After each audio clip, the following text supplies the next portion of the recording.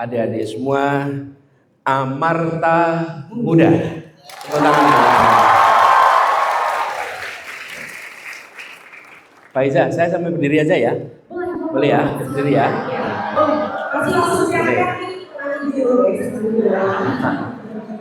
Ini Amarta Muda, angkatan tahun 2000.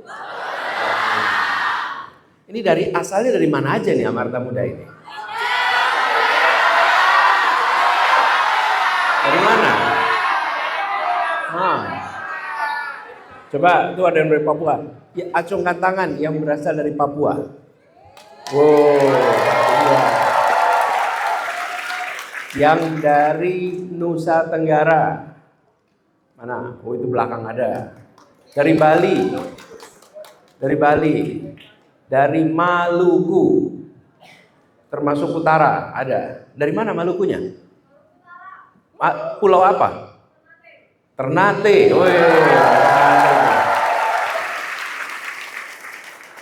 Yang dari Sulawesi. Mana Sulawesi? Oh, mungkin di belakang sana ya. Ya. Oh, tuh sana tuh. Ya. Ini kamera permisi dikit. Nah, lewat ya. Nah, coba Sulawesi mana? Sulawesi. Ada Sulawesi? Mungkin belakang ya. Oke, Kalimantan. Ada Kalimantan. Dari mana Kalimantan? Kota? Sampit. Wih, dari Sampit. Tepuk tangan tuh dari Sampit. Sekarang yang dari Sumatera. Mana Sumatera? Banyak betul. Saya lihat ke belakang sebentar ya. Nengok belakang sebentar ya. Halo Bapak. Halo juga. Oh, ini yang di belakang ya.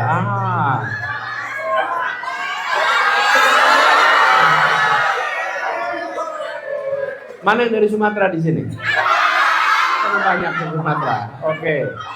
Oh, ya. Nanti saya balik lagi.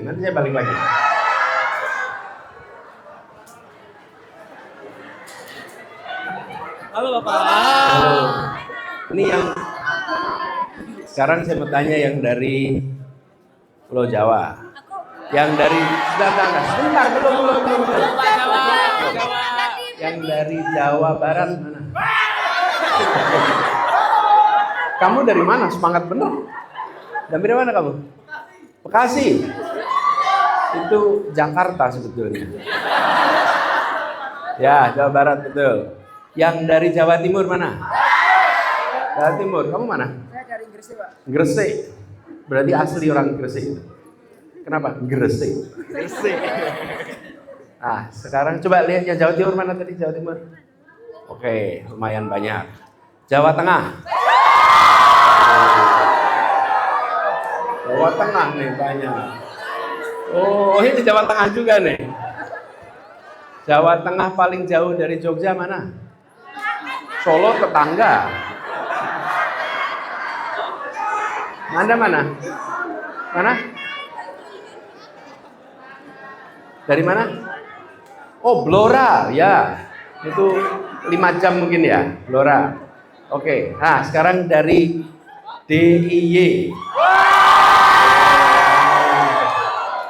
Jogja paling banyak ya. Oke. Well, teman-teman semua, selamat datang di Gajah Mada. Anda boleh dong. Saya boleh bilang selamat datang di Gajah Mada karena saya juga alumni Gajah Mada. Dan dulu kampus saya di sebelah sini nih, sebelah Fakultas Ekonomi. Sampingnya, ini sebelah TP ya? TP terus Ekonomi. Filsafat dulu mungkin ya? Filsafat sebelah sana ya? Oke. Nah, jadi saya senang sekali bisa kembali ke kampus, ketemu dengan Amarta Muda. Waktu saya terima undangannya, saya agak khawatir masuk salah fakultas.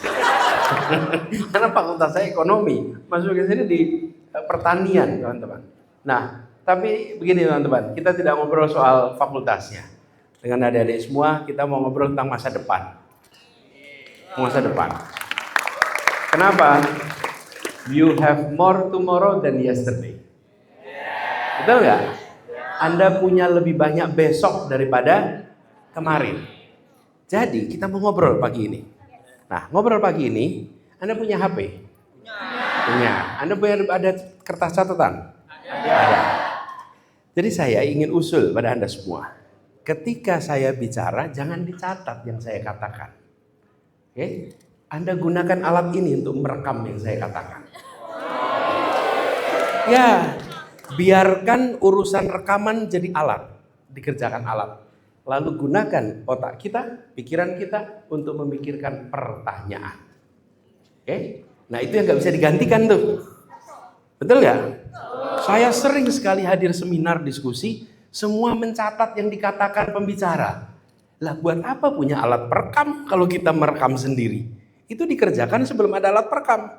Sesudah alat perekam, biarkan urusan rekam-rekam itu jadi pekerjaan alat. Di bagian kita berpikir, bertanya, dan mempertanyakan. Oke? Nah, jadi selama kita ngobrol, Anda boleh tulis-tulis tuh pertanyaan. Karena begini, seringkali apa? Pas sudah di ujung, ada yang mau bertanya, diam semua. Terus menghindari eye contact. Takut ditunjuk. Betul nggak, teman-teman? Nah, itu pengalaman saya, permisi, mau lewat.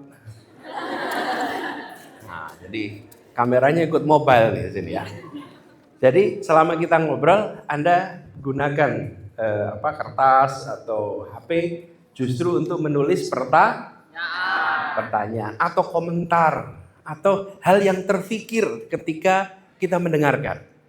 Supaya betul-betul di dalam proses kita ngobrol ini, Anda ikut mikir juga apa ya yang sesungguhnya perlu menjadi gagasan, perlu menjadi pikiran kita. Nah, jadi adik-adik semua, saya ingin sampaikan kepada semua, Anda bersyukur sekali, beruntung sekali. Anda dapat privilege bisa kuliah di Universitas Gadjah Mada. Betul. Jadi privilege ini jangan Anda sia-siakan. Jumlahnya 630.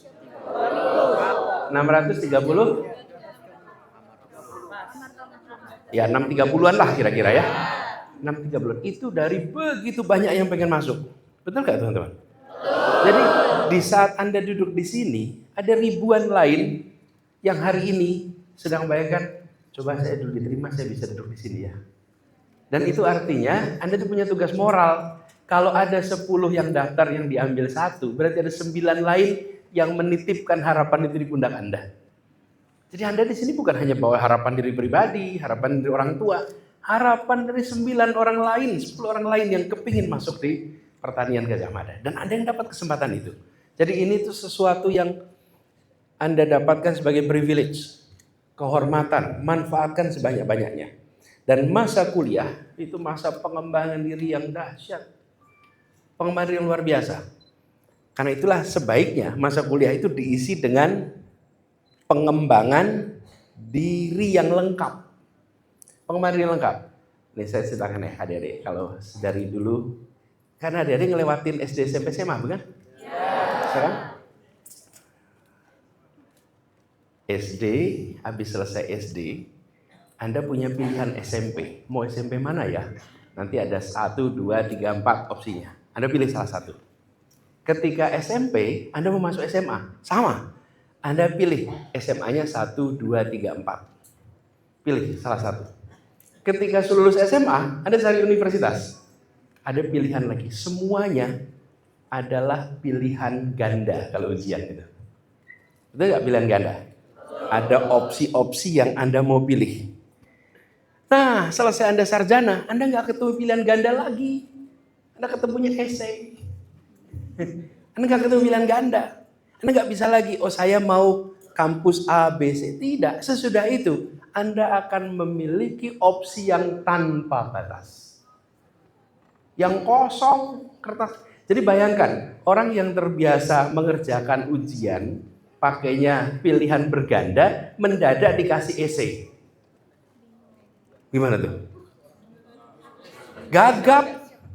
Banyak sekali yang ketika menjalani kuliah itu seperti SMA. Nanti habis ini saya tinggal pilih-pilih. Nggak bisa lagi. This is your final stage.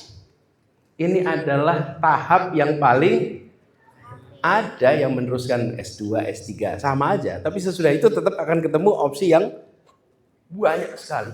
Jadi saat ini, saat kuliah ini itu saat betul-betul Anda kembangkan diri. Nah, karena itu saya pernah membayangkan kalau mahasiswa yang baik itu kriterianya apa ya?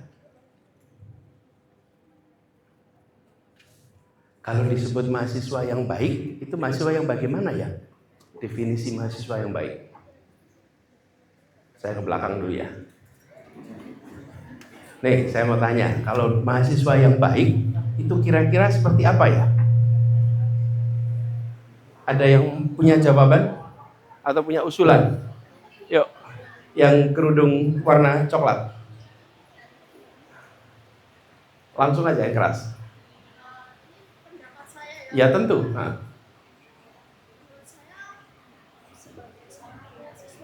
Ya, panitia punya mikrofon. Pinjam Mbak Fauzia. Faiza atau Fauzia tadi? Pinjam mikrofon kalau boleh biar diberikan. Dek, maju sini, Dek.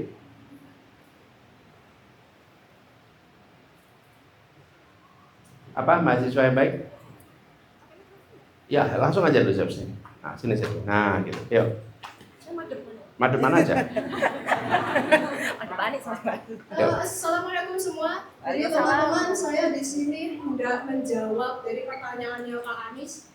Menurut saya, dari pendapat saya, seorang mahasiswa yang baik itu adalah mahasiswa yang mampu bertanggung jawab atas pilihannya sendiri. Karena walaupun orang-orang menganggap kita ini itu sudah dewasa, ya sudah di tahap terakhir, tapi untuk saya sendiri, saya menganggapnya saya ini masih terlalu kecil. Dan ketika saya masih sangat kecil ini, saya sekarang udah 14 tahun.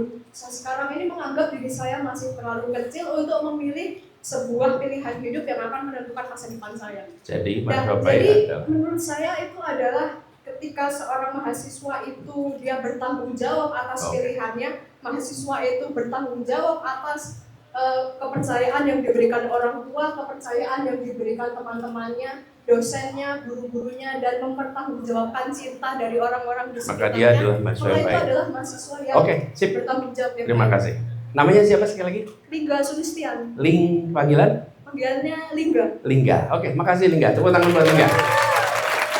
Oke, ada lagi yang mau ngasih pendapat mahasiswa yang baik? Maju sini, maju. Maju. Ini di dalam ada nggak mengasih kriteria mahasiswa yang baik? Yuk, Anda yang tetap ngasih. Yuk. Langsung aja. Perkenalkan Bu. Ya, langsung aja. Nama saya Wildan Zakaludin. Panggilan Wildan. Jadi menurut saya untuk menjadi mahasiswa yang baik itu adalah kita berkembang setiap harinya menjadi lebih baik dan tidak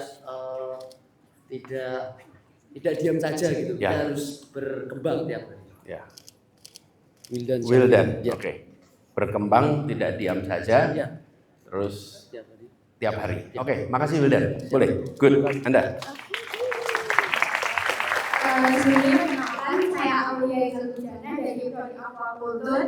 Menurut saya mahasiswa yang Aulia, mahasiswa yang baik itu bukan hanya yang memiliki nilai yang tinggi, Pak. Itu mahasiswa yang memiliki integritas, terus mampu mengamalkan ilmu-ilmu untuk masyarakat gitu, terus bukan hanya mengejar gelar aja, tapi memberikan manfaat yang dampak baik buat masyarakat. Oke, sip. Tepuk tangan buat Aulia. Teman-teman semua, setuju nggak dengan kriteria kita tadi?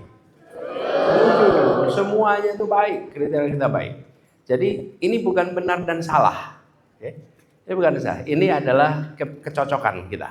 Nah, saya akan kasih pandangan saya yang sederhana. Mahasiswa yang baik adalah mahasiswa yang sibuk. Sederhana sekali.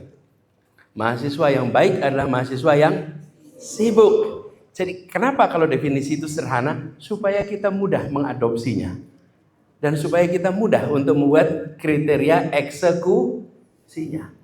Mahasiswa yang baik adalah mahasiswa yang sibuk. Saya sering bilang begitu. Skripsi yang baik adalah skripsi yang Selesai. Skripsi yang baik adalah skripsi yang selesai. Dan jadi mahasiswa yang baik adalah mahasiswa yang sibuk. Sibuknya apa tadi? Sibuknya dengan berbagai macam di dalam kelas dan di luar. Jadi kenapa? Karena Anda harus berkembang. Dan cara mengembangkan diri adalah dengan memanfaatkan waktu sesuai dengan apa? Otomatis minatnya, betul nggak teman-teman? Sesuai dengan bidangnya, betul nggak? Nah, jadi itu semua nanti Anda pilih sesuai dengan yang Anda minati, yang Anda sukai, yang Anda tuju. Tapi jangan sampai jadi mahasiswa yang longgar waktunya. Begitu Anda waktunya longgar, Anda tahu you're on the wrong track. Pokoknya begitu longgar, berarti ini saya sedang di rute yang salah nih. Selesai kuliah kosong, nggak ada apa-apa, sampai hari berikutnya something is wrong. Oke, tapi begitu selesai kuliah, Anda ada aktivitas lagi, berarti ini you're on the right track. You're on the right track. Tentu kegiatannya kegiatan yang positif, obviously, tentu. Kalau sesudah itu Anda main game saja, ya memang sibuk. Tapi tentu itu bukan kriteria yang dimaksudkan dengan sibuk, bukan? Nah, jadi saya usul pada Anda semua, rencanakan selama kuliah ini menjadi mahasiswa yang sibuk, aktif di kelas. Dan tadi dibilang IP yang baik itu berapa ya? IP Anda minimal berapa nanti kalau lulus? 4, amin. Emang bener mau IP-nya 4? 5.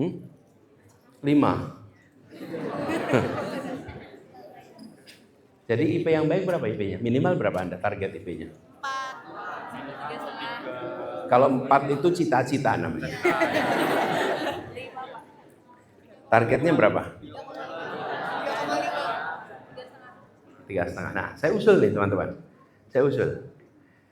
IP minimal yang Anda harus raih adalah syarat minimal beasiswa S2. Itu.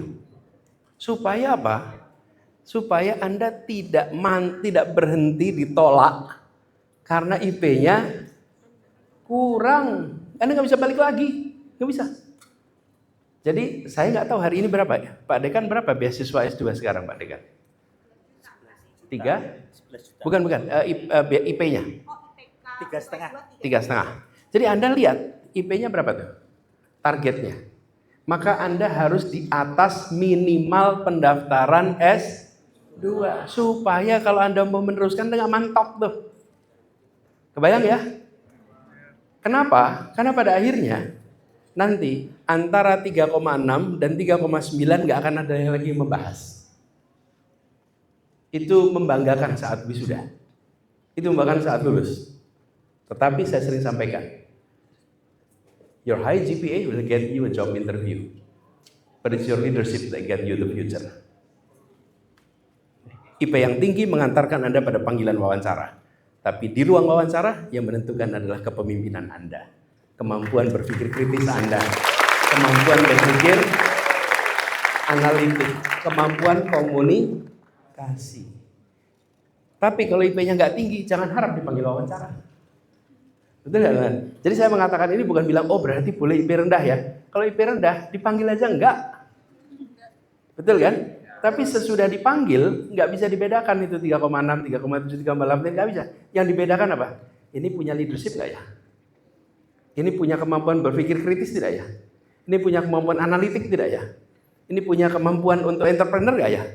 Itu semua harus dijadikan satu.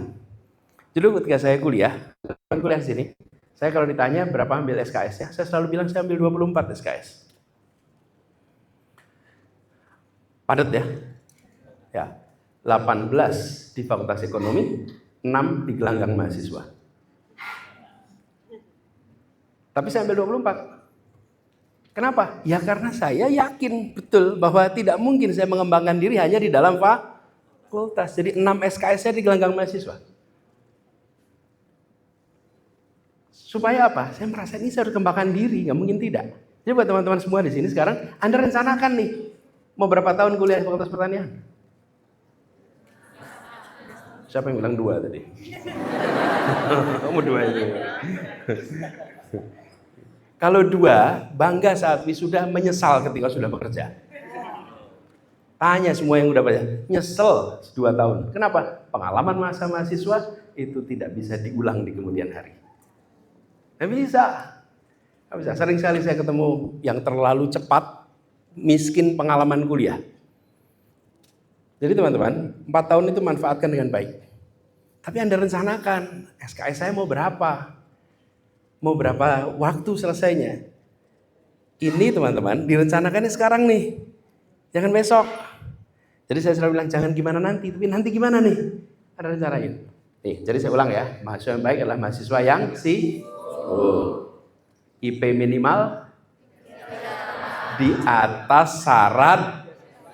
Iya, siapa tahu 3,6 besok syarat minimalnya. Siapa tahu 3,7 kan kita nggak tahu kan? Kriterianya itu. Lalu selama kuliah Anda atur SKS Anda, load-nya adalah load di dalam kelas dan load di luar. Gak apa-apa, dalam kelasnya Anda ambil 24, gak apa-apa. Terus 6 di luar, 30 SKS. Gak apa-apa, kalau Anda bisa ngelola waktunya, gak apa-apa. Tapi teman-teman ada praktikum dan lain-lain. Yang berfakultas ekonomi itu gak ada praktikum itu. Sehingga jauh lebih fleksibel. Nah, jadi buat teman-teman semua di sini, saya ingin membagikan pada teman-teman, yuk siapkan 4 tahun ini betul-betul pengembangan diri. Lalu, teman-teman, saya sempat buat catatan tadi sebelum berangkat itu. Saya ingin pada teman-teman semua ingat, jangan sekedar kejar gelar, tapi kejar gagasan. Ingatkan nih, jangan sekedar kejar gelar, tapi kejar gelar. Itu mungkin Anda bisa raih setelah kuliah 3 tahun atau 4 tahun. Tapi gagasan Anda bisa kerjakan mulai sekarang. Anda nggak nunggu harus jadi sarjana untuk punya gagasan. Kenapa? Hari ini Indonesia tidak kekurangan sarjana. Tapi kita masih langka dengan orang-orang yang punya gagasan yang genuine, otentik, dan menyelesaikan masalah. Dan Anda harus menjadi bagian yang ikut menyelesaikan masalah buat Indonesia. Oke. Dari sekarang nih. Jadi teman-teman, lihatlah kampus ini itu bukan sebagai tempat sanctuary. Sanctuary itu tempat berlindung. Ya, tapi pandang kampus, Anda mau masuk kampus nih, itu sebagai titik berangkat untuk mengubah. Jadi bukan sanctuary di mana kita nyaman, tenang, bukan, tapi ini titik berangkat Anda mengubah. Niatkan, teman-teman. Ada, tadi saya bilang ada sekian banyak orang yang pengen masuk fakultas pertanian dan tidak bisa. Lalu Anda masuk kan fakultas pertanian, niatkan bahwa Anda dapat kesempatan ini untuk mengembangkan diri, berdiskusi, pembelajar terus-menerus, mencari solusi-solusi atas problem-problem yang Anda lihat sendiri. Jadi, kampus itu menjadi tempat berangkat saya nanti akan menghasilkan gagasan A, B, C, D, F, G. Jadi teman-teman semua yang masuk di Fakultas Pertanian itu, Anda punya kesadaran ini bidang yang sangat strategis untuk kemanusiaan. Betul nggak teman-teman? Ini bidang sangat strategis untuk kemanusiaan. Jadi misi yang Anda tanamkan di dalam pandangan Anda itu misi untuk kemanusiaan. Nih, sadari sekarang. Dalam menjalankan itu, Anda memiliki profesi, Anda memiliki cita-cita praktis, nggak apa-apa. Tapi misi itu pegang. Apa sih artinya misi itu, teman-teman? Apa bedanya misi sama target ya? Apa misi sama target? Yuk kita berpikir bersama nih, apa bedanya misi sama target? Ya, boleh. Kalau target itu yang ingin kita capai. Kalau misi itu yang harus diselesaikan. Wih, mantap. Korek. Misi itu sesuatu yang kita emban, kita bawa. Misi itu diemban. Kalau target itu sesuatu yang mau kita capai. Persis benar dikatakan. Jadi Anda bawa misi Anda misi kemanusiaan. Karena ini akan membantu menyelesaikan persoalan-persoalan kemanusiaan. Betul nggak teman-teman? Nah, target itu Anda mau raih nanti. Targetnya apa? Rumuskan aja target Anda apa. Tapi misinya sadari. Anda lahir, dapat kesempatan belajar, lalu sekarang masuk fakultas bawa misi kemanusiaan nih. Kalau Anda bawa misi kemanusiaan, nanti macam-macam peran yang bisa Anda kerjakan. Tapi misi itu Anda pegang dari sekarang. Jadi teman-teman semua, selama proses pembelajaran ini, manfaatkan betul. Dan Anda berada di kampus yang memiliki begitu banyak pemikir-pemikir inovator yang luar biasa. Gajah Mada itu ekosistem yang dahsyat untuk pengembangan diri. Salah satu hal yang paling saya syukuri adalah saya berkesempatan kuliah di Gajah Mada. Betul-betul saya syukuri. Walaupun itu memang cita-cita dari kecil. Wong saya tumbuh besarnya di kampus ini. Dulu Fakultas Pertanian itu lokasinya di Sekip. Anda belum tahu Sekip, nanti pelan-pelan Anda tahu Sekip nanti. Sekip di situ sebelahnya Fakultas Pertanian, kira-kira 100 meter di sampingnya itu SD IKIP. Nah, itu SD saya di situ. Jadi kampus saya, sekolah saya di situ. Besarnya di sini. Mainnya ya di kampus ini. Ini masa kecil saya memang tempatnya di sini. Jadi cita-citanya kuliah di Gajah Mada. Nah, teman-teman sekarang dapat kesempatan itu. Saya beri gambaran, teman-teman. Manfaatkan jangan hanya dosen-dosen Fakultas Pertanian, tapi manfaatkan dosen-dosen di berbagai fakultas. Manfaatkan mahasiswa-mahasiswa berbagai fakultas, sehingga perspektif Anda itu menjadi kaya. Karena Anda mendapatkan kesempatan untuk berinteraksi lintas dan interkeilmuan. Ini bukan institut pertanian. Ini fakultas pertanian dalam sebuah universitas. Kalau sebuah institut dia satu bidang. Kalau universitas itu multi bidang. Betapa sayangnya kita berada di sebuah kampus yang multi bidang, tetapi sepanjang kuliah hanya fokus di satu bidang. Sayang sekali. Kalau Anda riset fokus satu bidang nggak apa-apa, tapi interaksi jangan. Interaksi Anda manfaatkan lintas bidang, supaya kekayaan pengetahuan, kekayaan pengalaman, dan kekayaan jaringan itu melampaui batas fakultas. Melampaui batas fakultas, karena Anda punya jejaring yang luas, ilmu, interaksi yang luas. Jadi saya usul teman-teman, di dalam Anda mengatur nanti itu memanfaatkan lintas fakultas itu. Nah, sampai di sini dulu. Ada yang mau komentar atau tanya boleh, bebas. Wih, udah langsung. Oh, oke. Anda dah yang pilih.